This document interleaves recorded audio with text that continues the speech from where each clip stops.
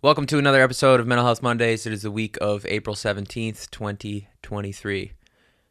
Congratulations on making another week. You're here. We're here. Sitting down talking. Actually, I'm just talking. You're listening. Thank you so much for tuning in again. And again, it's no small feat to be here yet another week, chugging along. Let's get it. I've never said let's get it in my entire life. Also, I realized while I was saying 2023 that every episode I say 20, it sounds more classy or professional. 2023. Anyways, whoa, I'm fucking alive. I did it. The show happened. I'm still here, and I feel pretty good. No, it was excellent. The show was fantastic. All right, let me back it up a little bit. I was incredibly nervous. Obviously, if you were there, you saw that. I said it about 450 times. And I'm glad that I did because, I don't know, to me, it's like I just want to be myself and be natural and normal. And I was nervous. So I'm not going to pretend I'm not. I think it's more funny. It's funnier to be like, hey, I'm nervous. What's up? I'm on stage. This is crazy. You know what I mean? I don't know. That's how I felt. But if I have one regret, maybe said it a couple too many times. You know, breaking the ice a little, being like, this is crazy. I'm a little nervous. It's been a while. That's one thing. But like, I went back to that a little too much. Not that it matters. I mean, everyone there. This is the thing. A lot of things went wrong during my set that no one would ever have noticed except me. But I do notice, and I did notice. And just like I talked about last week, like I was kind of out of my head during the whole set anyway. But something I said last week before the show was like, I know that there are going to be things that happen that I won't be prepared for, that I have to just kind of roll with.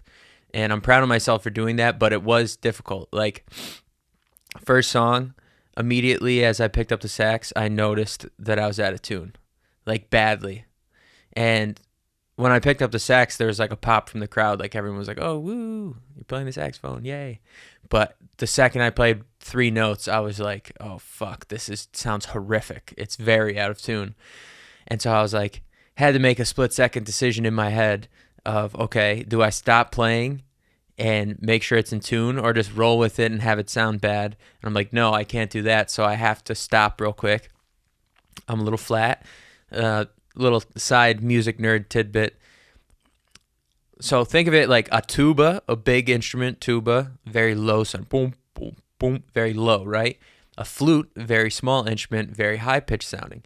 So when it comes to an instrument like the saxophone, to make it in tune or out of tune, if you're flat, meaning too low, you want to make your instrument smaller. So you push the mouthpiece in on the neck. Now, if it's too high, if you're sharp and you need to make your instrument bigger to make it sound lower, you pull it out to make the instrument bigger. That's always how it was explained to me. That has nothing to do with what I'm saying. Anyways, I noticed I was out of tune. I was very flat, had to push in. The problem is, once I pushed in, the song is obviously still going, and I kind of just like lost my place in the song for a split second. So I had to improvise a part that normally would be like I know exactly what I'm going to play. Again, something that doesn't really matter in the grand scheme of things. As long as it sounds good, as long as the song keeps flowing and moving, it's okay. But I was immediately cognizant of that. And it was very difficult for me to not be like, dude, what the fuck? You're already butchering this. So that's kind of how I felt in my head during the first song. And then towards the end of the first song, I was like, this is fine. And then the rest of the set, like, as soon as my saxophone was in tune, I felt like more confident. The one thing I'll say, let me back it up actually, and then I'll get into that. The whole day was fun. Like I was so nervous, but it was so much fun. Like going to sound check and all that, load in. It just felt good to feel like an artist again, rather than like feeling stuck in the mud or like that no one is like I'm making music in an echo chamber, And I had talked about last week, like dealing with sound guys. Sometimes they can be a little ornery, I suppose. And I gave those reasons why last week, so I won't harp on it again. That wasn't the case this time. The sound guy was awesome. His name was Tony. Shout out Tony. He was really nice. I immediately was like, listen, it's been a while. I've never performed with this setup before. I don't really know a lot of technical shit when it comes to like specifically performing live. So I'm going to need your help. And he was extremely helpful. Now, something that's completely out of his control. When you're on stage, you're not hearing what the audience hears, right? Because obviously the speakers are in front of you and they're playing outwards. So instead, you have these little monitors on stage that are like angled up towards you, playing potentially a slightly different mix of what the audience is hearing. Now, I've run into this problem before in the past, but the monitors were fucked up. They were shot. The way I've explained it to people, and this is not to make an excuse whatsoever. It's like, this is just when you perform at a small club, and like this is, again, they were pretty good to us, so I'm not trying to like talk shit on them. But a lot of times, like, listen, if something breaks, it's expensive to get it fixed or to buy something new, and if you can get by with it how it is, and you're a business and you're just trying to make money mostly, you're not going to replace it. The monitors were fucking shot. So what I was hearing back at me was literally mud. It was awful. It sounded horrific. Everything was blended. Imagine that's what I heard, that version of every song that I played. So I'm basically I just realized I had a fuzz on my face this entire time, whatever. I basically was going off of pure memory and like what I could kind of hear out of my own mouth and like my own instruments. Otherwise, I couldn't hear shit. So like there were certain times during the show where I literally stopped, or like during ventilation, I was playing just the guitar. Like after a minute, I'm like, this literally sounds like it's way out of tune. And I had already gone through the whole thing with the saxophone being out of tune. So I'm like, oh, fuck, have I been playing an out of tune guitar this entire time? Like, you don't know if it got touched or something in between acts when it's getting set up, blah, blah, blah. So all that stuff's going through my head. And again, not the sound guy's fault, not really anyone's fault other than the fact that those monitors have been blown out since who knows when. But they were fucked. So it's like I was trying to play along to if I was playing the song through my phone, threw it in the toilet, flushed the toilet, and closed the lid. That's literally what it sounded like. So that was like a struggle, and also just a learning experience of there's ways to get around that, like using in-ear monitors, which is basically just a fancy pair of earbuds that are playing a custom mix of the song, what you want to hear. Say you want the vocals a little louder so you can really hear what you sound like. You can do all that stuff and it be piped directly into your ear, so you don't have to worry about a situation like the monitors on stage being completely shot. So again, not making an excuse, but that definitely was something that I had to power through during the set. And listen, I don't know, like, that's not a huge deal. Again, that's going to happen at a bunch of venues you play, but also with what I'm doing, it's of utmost importance to me that it sounds good. So like, it's hard to get out of your head when it's like, this might sound horrible and I have no clue. So, it sounded really good in the venue. I wish it was a little louder, I feel. That's another regret I have, is that, also, I just want to back it up too. I'm very happy with everything. I'm very happy with how the show went overall. I knew it wouldn't be perfect, but aside from it being perfect, it went about as well as it could have gone. But again, it's just, I want it to sound great. Like, that's the whole point. I'm playing multiple instruments and all these things, and like, it needs to all sound good and blended together and like cohesive and flow from one thing to the next and not be shitty. Like, because if the sound is not good, it's not like I'm jumping up and down on stage. Like, that's another thing that I need to get better at, just letting loose a little more. But like, it's like being at a jazz show. You don't expect necessarily to see like showmanship. You're there to listen to a very impressive musician, and I aspire to kind of like take that element of it and put it into my shows.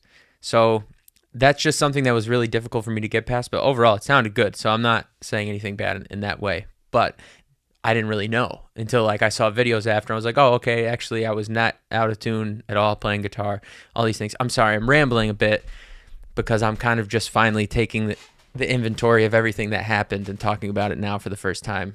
Well, not the first time, but and I don't know, it just one thing is I'm overwhelmed by like how supportive everyone was, and like I know that I have friends and I know that I have people that like believe in me, but when something like that happens, it really drives it home because everyone was like, everyone I could have possibly asked to come pretty much was there and brought people and were engaged and like, you know, before the show, like talking to everyone, obviously I'm like, dude, I'm so nervous, just being honest. And everyone was like, no, you got this, like you're great, don't worry about it. And just, I don't think people like, that's just the nice, decent, kind thing to say to someone, but I don't think people realize how much that really does help. And it just made me feel more like increasingly comfortable as the set went on to be up there, to the point where like by that last song I'm like, fuck, I'm really feeling good about this and I wish I could play forever.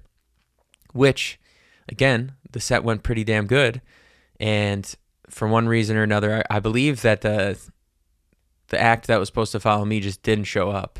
It was like no call, no show. I don't know what the fuck is going on with that. I'll get to that kind of stuff in a second. But yeah, so they chanted for like an encore, and that was a crazy feeling. That's happened maybe once or twice ever in our career, when we were performing as April '94. And it's just a crazy feeling because it's like, I know you guys are being kind and friendly, but also if this was painfully awful, I know that you wouldn't be doing that. And obviously I didn't have an encore plan because leading up until literally the second I went on stage, I was under the impression someone was performing after me.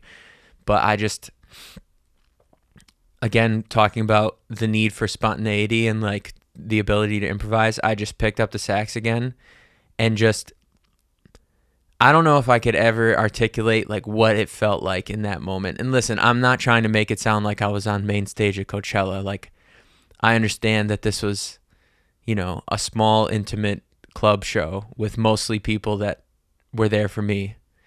But just like really, I don't know. It was like, you ever seen the movie Soul? Also, if you haven't, you absolutely should. The Pixar vehicle, Soul, with Jamie Foxx. And like the guy, it's about a jazz musician, and he like loses him. I don't need to give you the synopsis of this children's movie that I'm comparing my life to, but he like loses himself in the moment when he's really in the flow of doing what he loves. And there's other examples, and they go to the shadow realm, I don't know, the soul realm, and see other people's like soul leaving their body and like doing whatever it is, archery, whatever it is that they love when they're in the moment, and really feel like the essence of life and happiness and joy. And that was my soul moment of just being up there, just me and this instrument that started it all for me, and just absolutely letting it rip, and like with no direction. I don't know, like as much as I know that I'm a very talented saxophone player, I also know that I'm not John Coltrane. Like I know my limitations, and there are times when I'm not happy with how I did something or how I played something, like in the start of the show.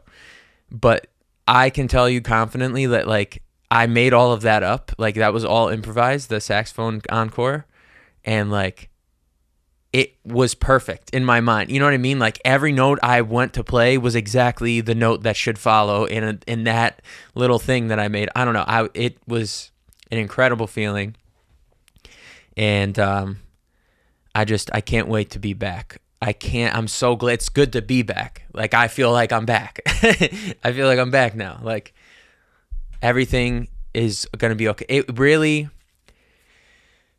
I hate to, like, I don't know.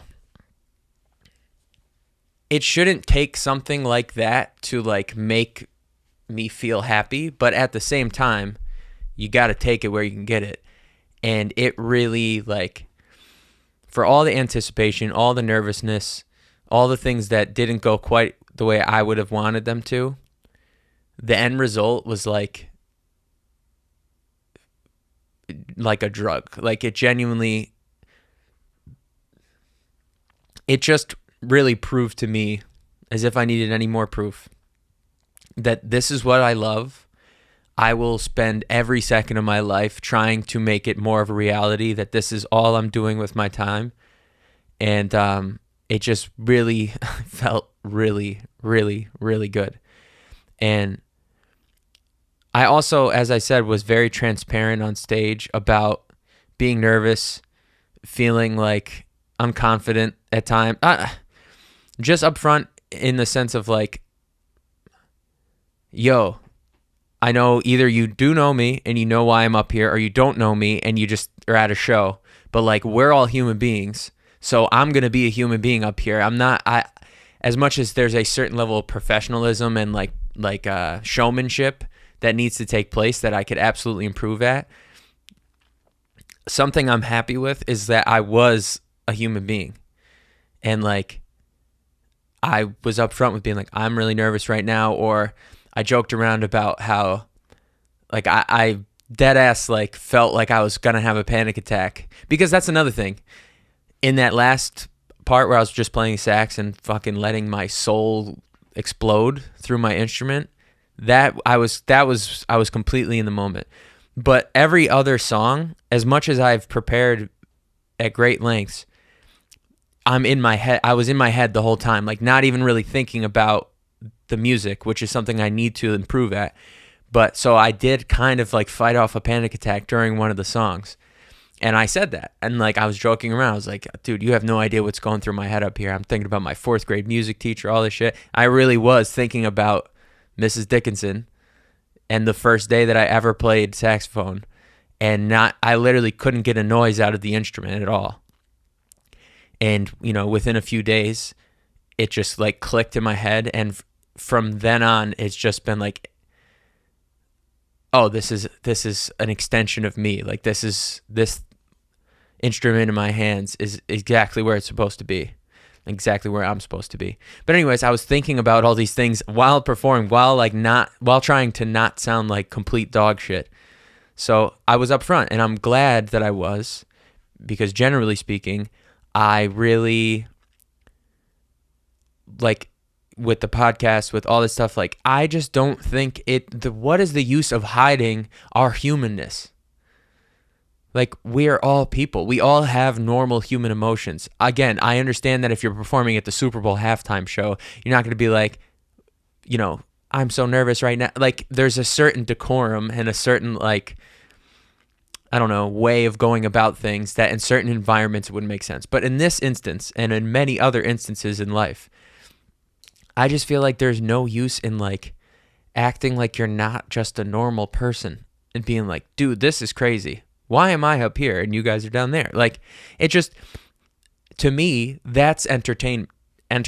I don't know. It's like, or not even entertaining. Like, I guess if I was at a show, I don't know how I'd feel about that. But for me, being me as an artist, I felt like this is the purest version of myself I can give right now, is to just be honest.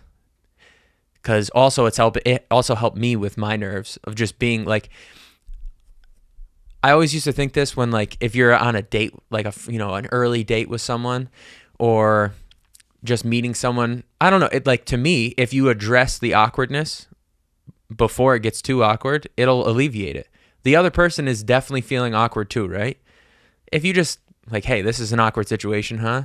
Immediately some sort of pressure is lifted off of both of your shoulders, because it's like, all right, we were both hiding that it was awkward. We were both trying to act like we felt completely fine. And now that we both know we're not completely fine, we can act a little bit more normal and actually like ourselves. So that's kind of what I took to the stage. Again, in a critical sense, in always wanting to improve, probably a little too much. You know, mentioning certain things about mental health, that's great. Like breaking the ice with like, I'm nervous, it's been a while, that's great. But like going to that well too many times, it starts to be, now you're almost putting the onus on, this isn't how it went, but again, maybe in another situation it would be, you're almost putting the onus on the crowd to like make you not feel, I don't know, it just can create like a strange pressure, like, because when you're performing, you are for those moments in a relationship, like some sort of agreement with the people watching you. Like, you're here to watch and listen and enjoy and encourage and cheer on, and I am here to entertain and perform and yada, yada, yada. So, you don't want to put a strain on that relationship by being like, come on, I didn't do that. But, again, just being not self-critical in a harmful way, but critical in the sense of, obviously, I need to improve as my first show. It could go way better, and I know it will. But anyways, I am really happy that I did do those things, was transparent, because, for example, more than one person that I did not know came up to me after the show and were like, you saying those things and being open and being honest really like hit me in a different way, like hit my heart in a different way, hit my soul, because I struggle with mental health issues. And to hear someone up there, like in a tense situation, like talking about it, really, like, I don't want to say the person's name because I don't know if they would want this information out there, but, and I'm not saying this in a like conceited or bragging way, just in a, again, trying to be transparent and honest, right? This is something that meant the absolute world to me, and it's had me like buzzing ever since, now almost a week later. This girl came up to me after the show and said, I just flew in from New York tonight. She was there to support. I have to shout out the other acts too. Gavin Cole was awesome. Awesome. Incredible voice. Please go check out his music. I was like, it was one of those things that I didn't know what I was getting into going to the show, like who would be what, I didn't know. I looked up on Instagram and, checked out everyone's stuff as much as I could, but you don't know. Incredible stage presence, really good voice. That's something that, again, partially because I feel like I couldn't hear myself at all. If there's one thing that kills me watching the videos and stuff of the performance, I need to be better at singing live. It's a lot different than being able to try it 650,000 times and then mix it with a little bit of auto-tune and like sound perfect on a song, like on a record, versus sounding good live. He sounded fantastic. Also had in-ear monitors. So that's definitely very helpful. I need to invest in those. Anyways, he was great. And then Cicely Jordan, the second act, she was incredibly talented and very, very, very sweet human being. Was kind of got me through sound check because I was feeling real timid and weird during sound check, and she got there like in the middle of my check because she had to do hers afterwards. And her guitar player, who I can't remember his name, unfortunately. I'm sorry. I'm really bad with names. I got to get better at it. I'm sorry. Super, super cool people. And also I felt bad because I know like my crowd can get a little rowdy. It's always been this way. Even back in like early days, like our crowd shows up and is fucking hammered or is going to get hammered because they're there to have a good time and support. And I'm grateful for that. That's awesome. But she was singing with a guitar player and a cello player, and it was beautiful. And she was talking about poetry, all this stuff. And during her set, a lot of the people that were coming there for me got there. I felt really bad because, again, this is probably things that don't need to be out in the world, but I don't give a fuck because I'm going to talk honestly and openly always. I felt really bad because I know what it felt like when I was on stage and like I'd hear like the bartender shaking a drink. Like, it's impossible not to get slightly distracted by that because you're thinking of everything going on around you. So for, 20 people to walk in almost at the same time while you're singing, I just felt bad. And I feel like I, on a human level, should have made more of an effort to like go up to her afterwards. I couldn't find her to be like, hey, listen, you were excellent. Hope maybe she's watching. Or maybe someone can send this to her. I don't know. She was excellent, and she's incredibly talented, and I wish her nothing but the best. And I'm sorry if, that impacted your experience or performance at all, because you were great, and that's not fair. But anyways, this girl who came up to me at the show was like, she was there to see Gavin, and she was flew in from New York that night or that day and was like hemming and hawing about going to the show in the first place. And she was like, listen, I feel like I was supposed to be here tonight. Like, this was like a life-changing moment for me, hearing you speak so openly about that and like hearing your set. And just, I guess she makes music as well, and she's so scared to get on stage, and just or put herself out there a bit more, I suppose. And something we talked about, we had a brief conversation, was it's interesting that, like, because I run into the same problem. Like, I was so scared and anxious up there for quite a bit of the time. But also, music and performing music is what makes me happiest in the world. So it's like your medicine is also your pain, and that's gotta not be how it is. It shouldn't be that way. And I think that's where, like, not judging yourself, not doubting yourself, and just letting go of your inhibitions and your ego side of things completely, and then letting that healing thing that you love take over. Like, yes, again, I'm an artist. I'm self-critical. I am always wanting to be better and wanting to improve. That's fine. But as long as it's not to the detriment of the actual thing itself. Like, you love music because you love music. You love being a musician because you love being a musician. You love painting because you love painting. Let it go. Put it out there. Be open to the fact that it may get criticized. It doesn't matter that much as long as you're getting what you want from it. But anyways, that's kind of a mute point. Just her saying, like, your openness about mental health, because I struggle with mental health, blah, blah, blah, blah, blah. And I don't know, it really, really drove home in my head again. Like, this is what I'm supposed to be doing with my life. That was a nothing show compared to the grand scheme of things. That show does not mean all that much to the world, right? But at least for 30 minutes, I was on stage, and someone in the audience who has no idea who I am, I touched them in a way that they felt the need to say to me, hey, this felt like an important moment in my life. And whether she carried that home with her, whether she forgot about it the next day or not, that is literally the whole point of everything I want to do. I've been saying that since episode 1, since day 1 of making music. My main goal, and I'd love to be able to do it at scale, is to be an artist like other artists were for me, where I know how much music means to me, and I know the certain artists, and just in general music, but definitely specific artists that help me through the absolute worst of times. And that's all I want to do, is like return that favor to the universe and be that artist for someone else. And I know I'm getting ahead of myself a bit. And I also, again, don't want this to come across as egotistical, because I don't mean it in that way at all. I'm just saying how much it meant to me that I could have that impact, and what felt like, if I had to rate it, it's nowhere near a 10 out of 10, my performance. But even just, if nothing else, the transparency I had on stage, like touching someone's heart in the crowd. And it wasn't just her, it was multiple people that said this to me. I don't know.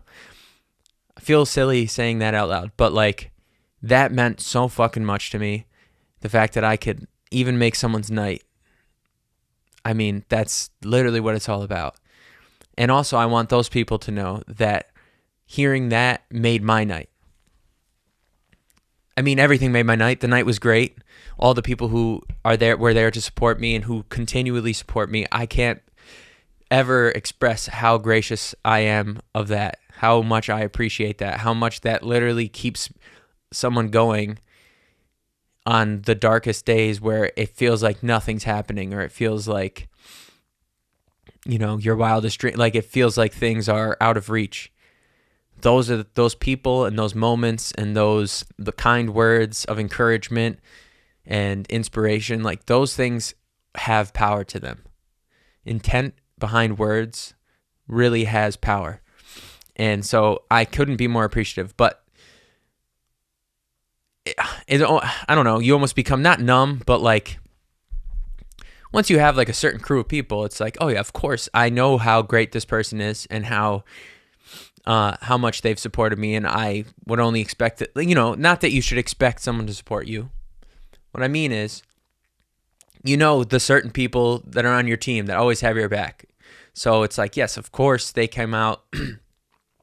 Of course I appreciate the love that they, gave while I was on stage and all that. But like when it comes from someone you don't know who owes you nothing, because even if you suck at something, you're going to have a couple friends that are just really good friends and are like, hey, I got you, man. I'm going to support you no matter what.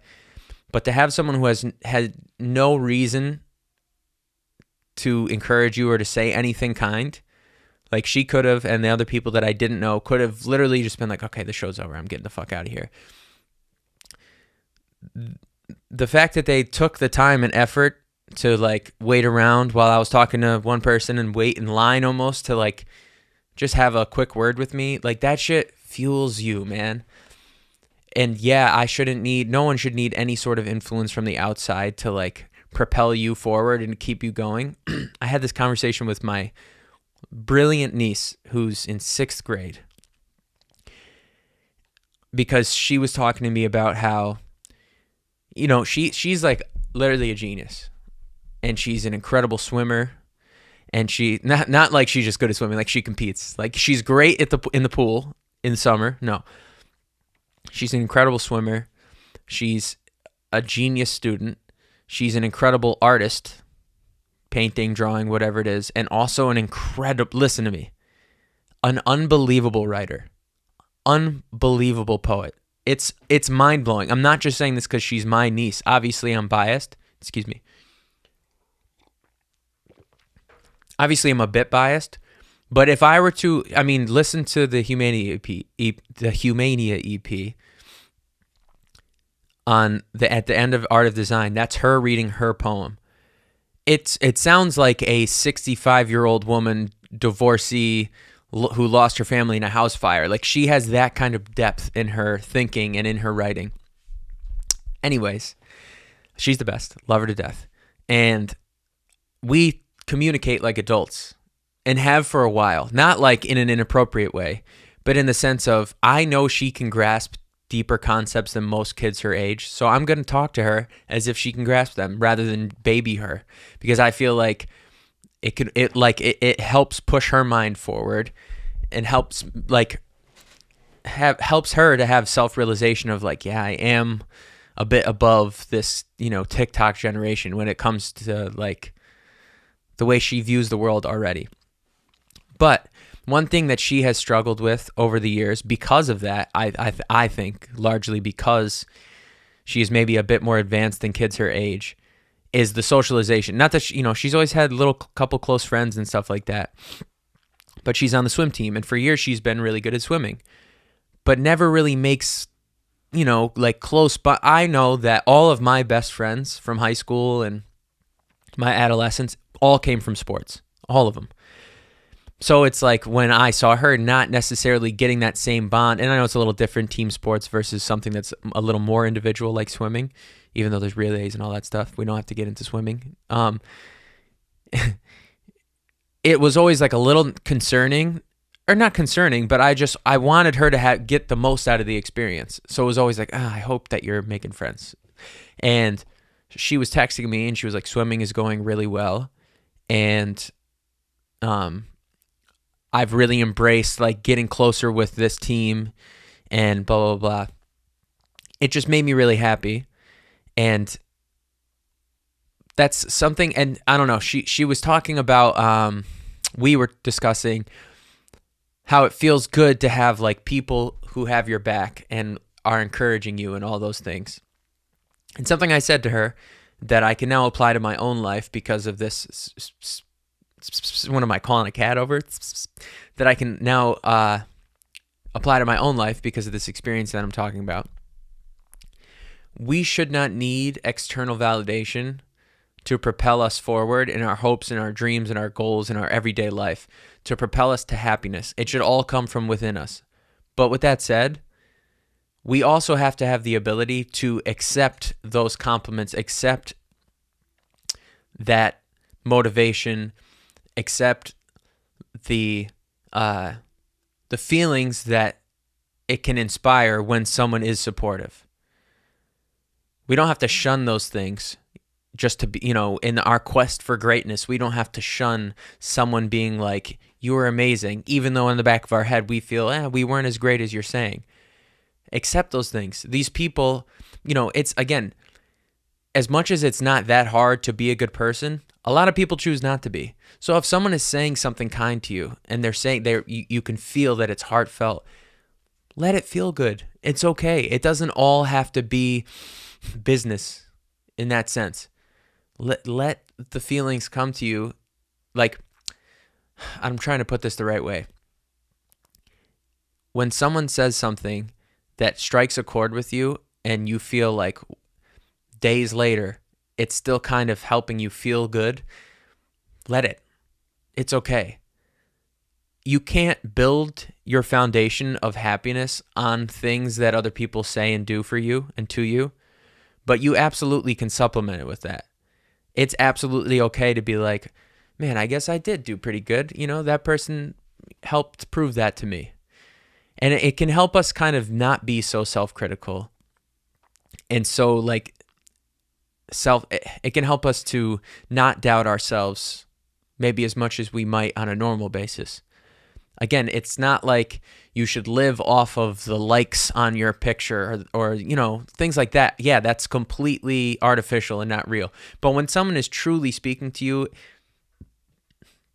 human to human, heart to heart, and says something really kind or something really encouraging, it's totally okay to take what you need from that and let it build towards your future and let it build towards your, be a building block to your happiness and to continue to propel you forward or motivate you.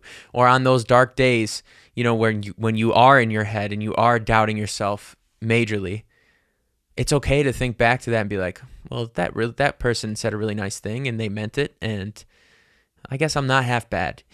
I don't know. It was just interesting that came up after the show, and then also when I was texting my niece about something completely unrelated. It's okay to, I don't know, because nowadays it just if you absorb other content like this, mental health stuff, and just I don't know, self-help, I don't know what the fuck to call it, motivational shit, a lot of it is filled with it's all within you, and it is, and I agree 1,000 trillion%. It is all within you, and your happiness does come from within, but it doesn't mean you have to push away other good things that are coming from outside sources. Take it where you can get it. Especially as someone, if you struggle with mental health issues, it's you're your own worst enemy 90% of the time.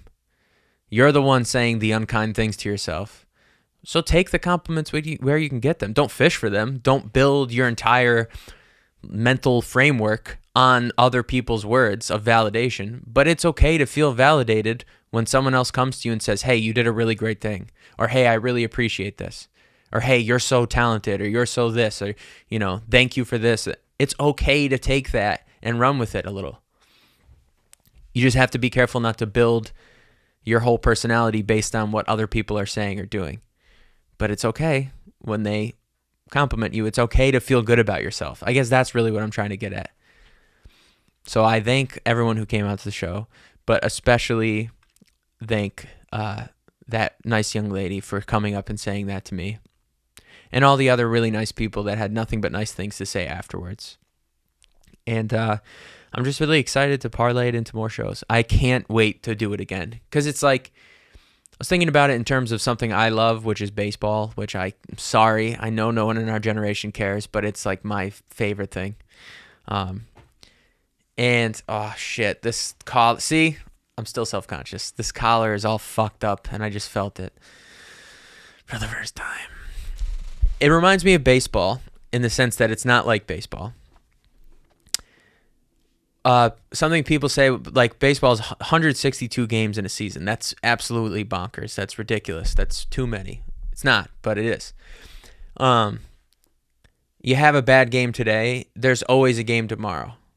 And that's kind of how I felt about the show. It's fuck, there's already 6,000 things I want to improve on, and know that just the next time, like, not even like I have to do anything differently. Just know, like, I know that next time they will be better just because certain issues won't be there to prevent them from being better. That sounded like a puzzle. I know that even without any extra rehearsal or doing anything differently than I did, I just know next time certain aspects of the show will be better, just naturally, because it won't be my first show in forever. But I don't have that aspect of the baseball season type thing where it's like, all right, you got another one tomorrow, so you can forget about that now. So I'm trying not to dwell on the things that I want to improve too much.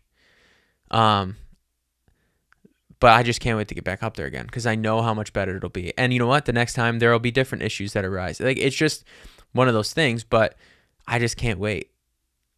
If those are my issues, if, like, you know, the monitors are fucked up, I'd rather have that be my issue than, like, dude, I hate my boss. You know? That's not really an issue. It's a small problem that you can get around in pursuit of doing the thing you love most in the world. God, it was fucking awesome, dude. It was so much fun. It was so much fun. Oh, no, I'm just kidding. Yeah, man. It just, sometimes you need those little wins. If you've been watching the podcast for a while, like, there's been many, specifically earlier episodes. Actually, the early ones, I was just reading off of the screen, so they kind of stunk. But, like, a lot of episodes where I just got on here and was like, I just feel stuck and, like, you know, all that stuff. But, man, oh, man, it just fucking feels great to not feel stuck, to feel encouraged, to feel like the future is bright and that all the things that I want from my future are attainable and are right there for the taking. And, like, I always felt like if you put me in the room, if I can somehow get the help to get in the right room, I'll be good. I'll be golden. And that's how I feel about, like, or I don't know, like, that's always how I felt, but I kind of lost a little of that in the places of stagnation where, like, it didn't feel like my career is moving forward or whatever it might be. And now just, like, being on that stage again, it's like, oh yeah, I'll do anything I have to do to experience this over and over and over and over and over and over again in a bigger scale, smaller scale, whatever it might be. Just, God, it's the best feeling in the world.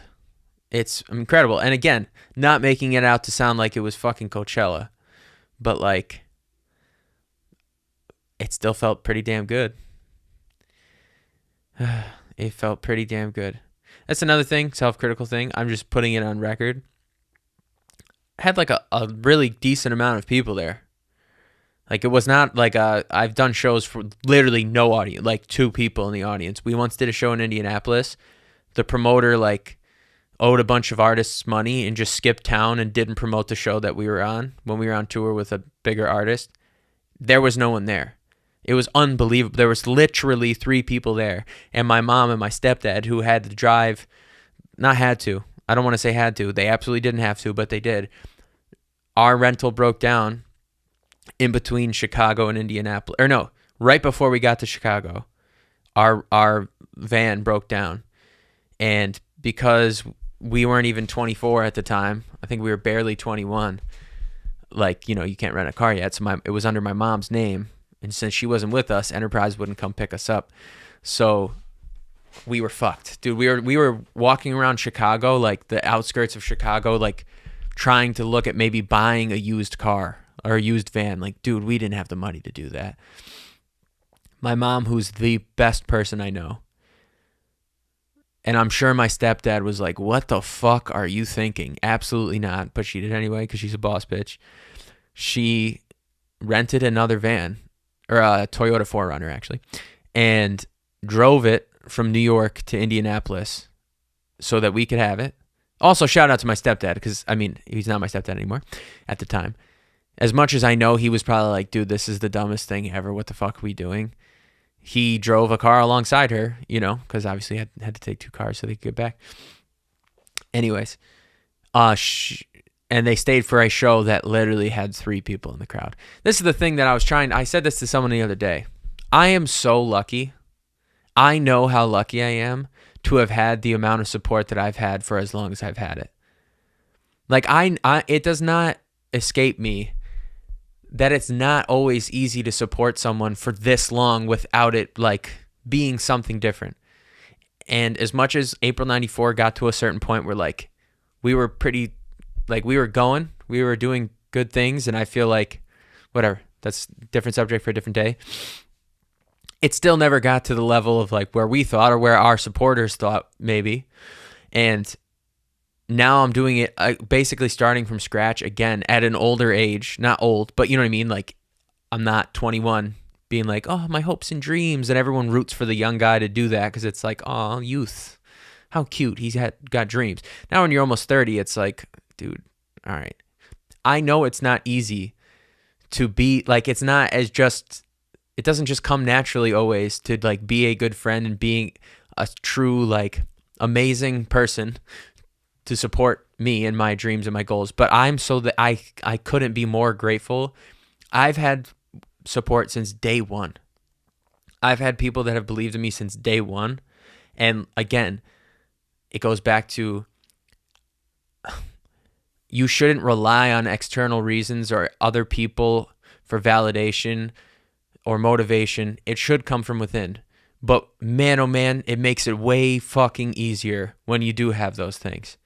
And I'm so grateful that I do, and I have, and I still do.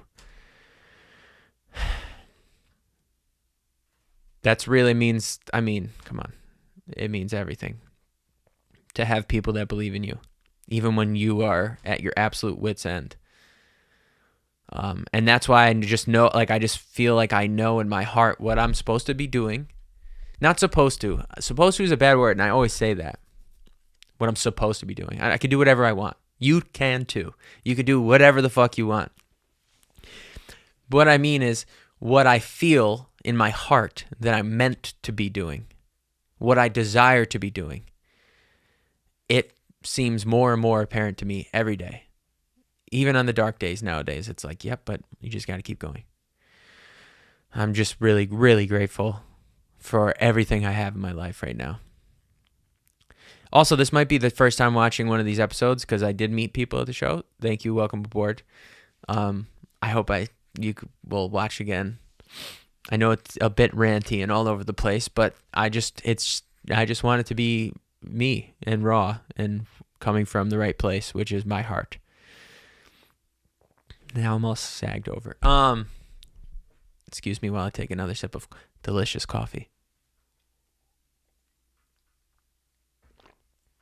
Yeah,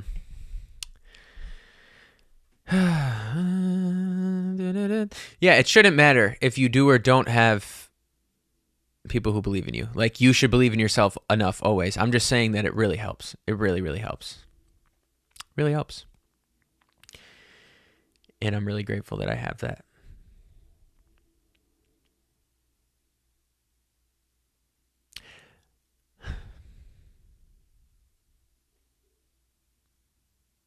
There's a moment of silence. I wonder if that's incredibly frustrating to listen to. Because to me, it just felt right. It's like that scene in Pulp Fiction where they're out to dinner and Uma Thurman says to, well, I don't know why I said Uma Thurman, but, you know, she says to Vincent Vega. It's weird that I use the actress's name for one and then the character's name for John Travolta's character. Regardless, not a huge deal. She says to him, I don't know why, like, people can't just sit in silence. I hate the forced conversation. I felt in that moment I had not much to say.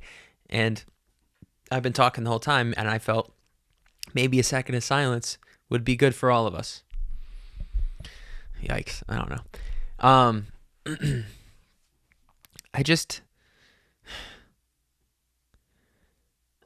I admire, I don't know. It just is crazy. It's just crazy how I've gotten to the point I've gotten to in my life. And as much as I said a few times now, I know that show was, like, in the grand scheme of things, not that big of a deal. But when you put the amount of pressure on yourself that I do, Like that kind of stuff feels so good because it's not Coachella, but in my fucking head, you would have thought it was. That's how nervous I was leading up to it because I want things to be good, because I want things to go well. And just it, I know I've said it 600. I know this episode has basically just been me talking about how good something made me feel. So I'm sorry, but like it just opened my heart and my eyes and my mind. And sometimes we just need those moments. That's all I'm saying.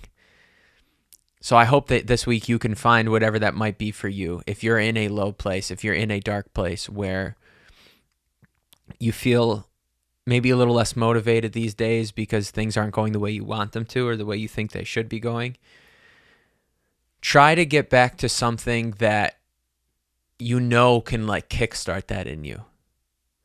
Now, it might not be getting on stage and performing for people, but like maybe it's, I don't know. You'd know. I don't know. I don't know who you are listening to this. I don't know what your interests are. I don't know what drives you. But I know that for me, something like that, moments like that, or releasing a song, all these things, like those are the moments where the energy gets picked up just a bit more. And if you can string as many moments like that together as you can, like the momentum is going to take you forward. And that's very important. Momentum is everything in life to me. When you're trying to get to some place that seems very difficult to get to, right? It's like as humans, we're like dead cars. Hear me out. Have you ever tried to push a car that's dead? Meaning there's no drive shaft. I don't fucking know. It's not moving on its own at all. You put it in neutral, but you're on flat ground. It takes a second to push it and get it going. But once you get it going, it gets easier to steer, whatever. But as you slow down, it's hard to even steer or control where you're going. Sometimes it feels like that on our way to whatever we're chasing in life. So if you can do certain things that you know will help push and help keep the momentum going, eventually you're just going to be rolling down the road scot-free, super easy, on your way to where you're trying to get. But it might seem easier. It might be easier said than done. But like, I just think, to me, I know that when I do the things I need to do, said this 6 trillion times, I'm sorry, but it still remains true. When I'm doing the things I need to do to continue to do the things I want to do, that's when I feel the best mentally. Like that's when things seem easier. Life seems easier. Breathing seems easier. So if you can figure out a few, one to start with, but preferably a couple different things that kind of trigger that feeling for you, I think it would help you too. Like, again, for me, I'm a musician. So one of those things might be as simple as working on something new, right? Finishing something. That's a big one, actually. Working on something new for me is almost like it sends me down the spiral because I don't know. I feel like when I start something new, it's hard for me to finish. So finishing something is something I know is like a concrete, oh, I got this done. Finishing a song. Releasing a song would be another one. Performing a show would be another one. Just, you can feel the progress. You can feel things moving forward. Again, if you're a painter, finishing a painting, posting the painting, selling the painting, showing the painting, whatever it might be, or whatever, like it's different for every person. Maybe it's starting a new painting. If you're a comedian, like working on a new bit, trying the bit out, going to another open, like just putting the, I don't want to say dominoes in line because that means they fall over. Putting the base of Legos together, okay? The first few steps, make the next steps easier and just make it feel like it's all moving in the correct direction. I'm clearly running out of things to say. I'm talking about Legos and fucking dead cars are humans. But I just feel like, to me, the momentum thing is super important. And also, I don't want to say there's pressure involved, but like there's a certain positive pressure that comes when you start doing those things that are keeping the momentum going, because if you stop doing them, the momentum stops, right? And if you keep doing them, the momentum will continue to accelerate. So it's like, for example, just using my own current state of life, because it's something I can actually comment on. It's like, okay, I can't waste the people that I met at the show, right? I got to try to somehow turn them into a real fan, right? Or I can't wait too long to perform, because then it'll feel like I'm doing it for the first time and forever again. And I have to try to parlay this feeling that I have, this happiness, this joy, this like exuberance that I feel currently from this last show. I have to use it while it's hot, strike while the iron's hot, right? And be like, oh, I need that feeling again. Let's go play another show sooner than later. Just that momentum can really help carry you towards your goals, instead of like doing one thing. This is something that I've struggled with my entire career in music, is like doing something, achieving something, right? Releasing a project, whatever, and then just letting it die out. Like, okay, that was enough for now. Instead of being like, that felt good. I know that this is I'm moving in the correct direction. Now let's go to the next thing to keep the momentum up. I don't know. I wasn't on today with the similes and metaphors, but momentum, man. Momentum. It's helpful. It's very important in any sort of goal you have in life. But like even in your own happiness and your mental health, momentum. It's like, yes, you sometimes need a day or two to sulk on the couch, but it can't be 3, 4, 5, 6, 7, 8 days. It can't. You've done that before. You know that doesn't work. You know that it has a negative effect after, again, like some self, like, I don't know. It's okay. Again, it's like, this is why I want to do this podcast, because I feel like sometimes we make things a little harder than they need to be. It's okay to sulk a little. It's okay. It's natural. It's human instinct, apparently. I don't know. We all do it, so it must be instinctual. It's all right. It's acceptable to do that for a little bit. But you have to be able to look within yourself and be like, all right, now that's enough. The rest is on me. No one's going to come peel me off this couch. Or maybe you are lucky enough to have someone who in your life that's like, hey, we got to get going. But like, it's all a momentum thing. Your momentum has now died out completely and you're literally stagnant, not moving. You have to be able to kickstart the momentum in some way or another. So like, do the things you love. Find something you like, even if it's not like, say you're in a bad place mentally, even if it's not something you love in terms of like what you want to do with your life, anything. Just something that you know is going to make you happy, make you feel good. Not something negative, not like, oh, anything you love, like getting inebriated drunk and calling your ex. Like, no, not that. But like something that's not bad for you, that you know makes you happy and can kind of kickstart that momentum again. I promise it's a huge fucking step. And I know what it's like to be on that couch and be like, I feel like I could never move again and be content to just wither away right here in this spot. I get it. That's not the answer. Try to get yourself up and do something that makes you happy and just parlay it into another thing that makes you happy. And then all of a sudden you're actually kind of feeling happy. And oh, by the way, it's spring. So now the sun is shining. You go outside and take a deep breath of fresh air. There are ways to get the momentum going, the inertia going, when it feels like you're at a complete dead stop. But you have to, it comes from you. You know, you have to make the decision, the conscious effort to get the momentum going again. As much as sometimes support from other people and like I've been talking about this whole episode, like it's okay to accept validation and kind words and thoughts and prayers, right, from other people. It's okay to be like, oh, that makes me feel nice.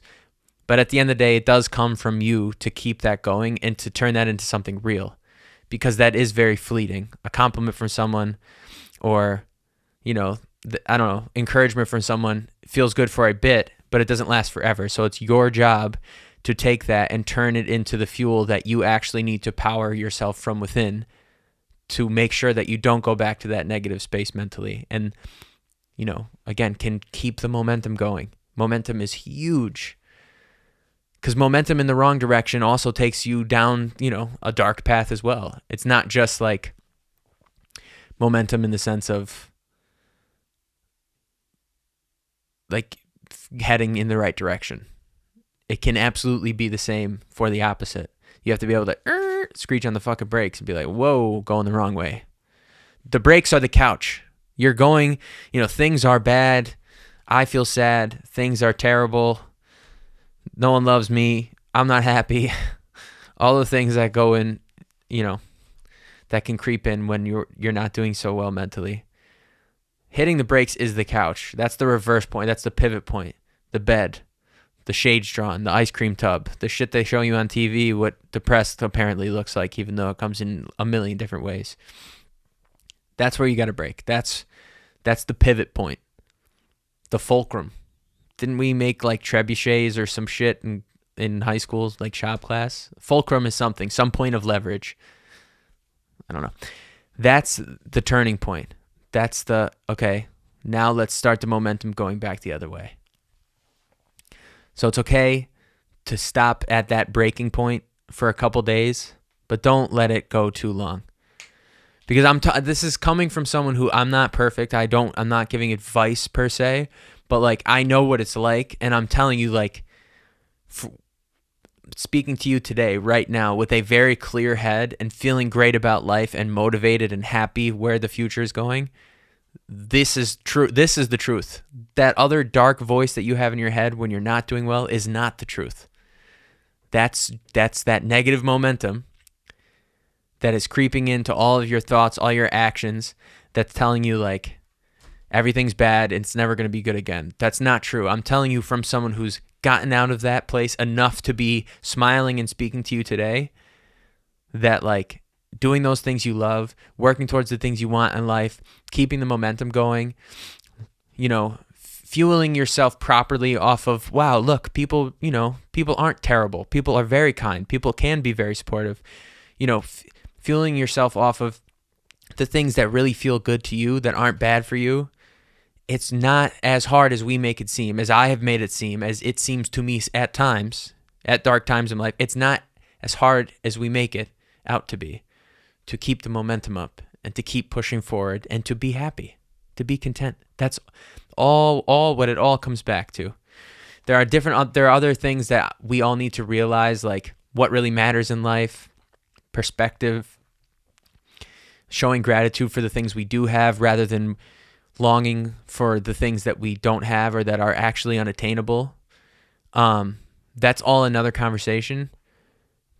But generally speaking, to just be like happy and content in each moment should be enough. And I feel like if you're listening to this, that's something that you want too in your life. Momentum helps. Momentum helps to like allow yourself to, because I don't know, at least for me, it feels like there are times where I'm like, I'm consciously trying to be happy. But when you have positive momentum, you don't even, it's just there. Like happiness is just there, rather than when you have negative momentum and that depression and those negative thoughts and all that is just there, lingering. When you are on the right track and you're doing right by yourself and you're working out and you're drinking whatever those things might be that are scientifically, literally good for you, physically good for you, when you're doing all those right things and you have the positive momentum going, happiness lingers instead. And it's not always easy to pull yourself up off of the couch, out of the fucking dark room, but like you need to. This is your message, I suppose, that if you're in one of those states right now, you need to. And if you're not in one of those states right now, try to remember when you inevitably, life is not all up. It's not all even. It's not all down. It's a fucking spectrum of crazy shit. When you're in one of those moments again, try to remember it's not, I'm not that far removed from being happy. And if I can get my momentum headed in a positive direction, happiness will kind of linger around like this looming feeling behind you when you take a breath of just ease, versus when you are in a bad place mentally, you almost feel crushed, and like every breath is compressed by unhappiness and dark thoughts and sadness and all the things that have gone wrong in life. I'm not saying it's easy, but it's probably not as hard as we make it out to be. And I feel like I'm living proof of that. Because during my darkest times, it's like I drive myself nuts. It's like, dude, look around you. Things are pretty fucking great. So that's another thing I struggle with, is like, none of this is weakness. Being able to admit like you're not doing good is not weakness, but sometimes I do struggle with the fact of like, what am I really even worried about when you compare it to other things that people go through? And that's a little bit of that is healthy. A little bit of perspective can go a long way. And it's important putting, to compartmentalize the things that you're struggling with truly on a grand scheme sometimes can be helpful. That at least it typically is to me. But that doesn't invalidate the feelings you have. Your feelings are your feelings. It is what it is. Like, I don't know. There's a lot of like anti this stuff going on right now in like podcasting and like the shit you see on social media. Some of it's good, some of it's positive, but some of it also is like, stop being a bitch. And obviously that's something I've talked about on this podcast before. I know we've gone over, but I finally hit a stride. So just give me 1 second. That's something I've talked about on this podcast before, that has helped me in like channeling things through the lens of perspective. Like, if I'm looking at my life realistically compared to the grand scheme of the human race, I have it really, really good. And that helps me. And saying things like, don't be a bitch to myself can be helpful. But also, it doesn't mean that you're feeling, like, if you feel down, dude. It is what it is. Sometimes it's literally a chemical imbalance in your brain. So it's not as simple as being like, well, other people are going through hard things. But with that said, I do feel like that can be very helpful. If let me put it this way. If you have the ability to consume this podcast in one way or another, you have a lot in your life. I'm not pretending to know your situation, but if you have headphones or a electronic device and a Spotify membership or Apple Music or whatever you're listening to this on, YouTube, whatever, like, there are a lot of people who are worse off than you. And maybe, just maybe, one of the things that can kickstart your momentum off of the couch, out of that dark room, are realizing just how good you do have it in comparison to people who don't even have the luxury to worry about their mental health right now. And sometimes it does feel like it's a luxury, and that's a shame. But regardless of that, keep that momentum going. If it's going towards the wrong direction, pull on the fucking brakes. Brakes being the couch. Sit on the couch for a couple days, and then get the fuck out of there. Get that momentum going positively in the right direction. Do the things that make you happy, that aren't bad for you. The things that you love, that can kind of kickstart that positive momentum going up the tracks again. And in general, just if there's one thing this week that was made evidently clear to me, when you find what you love in life, go after it. Even if you don't even know where to fucking begin, just go after it. Because it immediately puts into perspective everything else. And it's like, oh yeah, as much as I have to pay my bills and as much as I need to be a good human being to the people I have relationships with, those things should come, not those things should come first. Those things are still important. Putting all that aside, 99% of the shit that I'm worried about doesn't matter at all. I'm going to die. Everyone around me, this is really dark, but honestly, everyone around you at one point in time, as sad as it is going to be gone.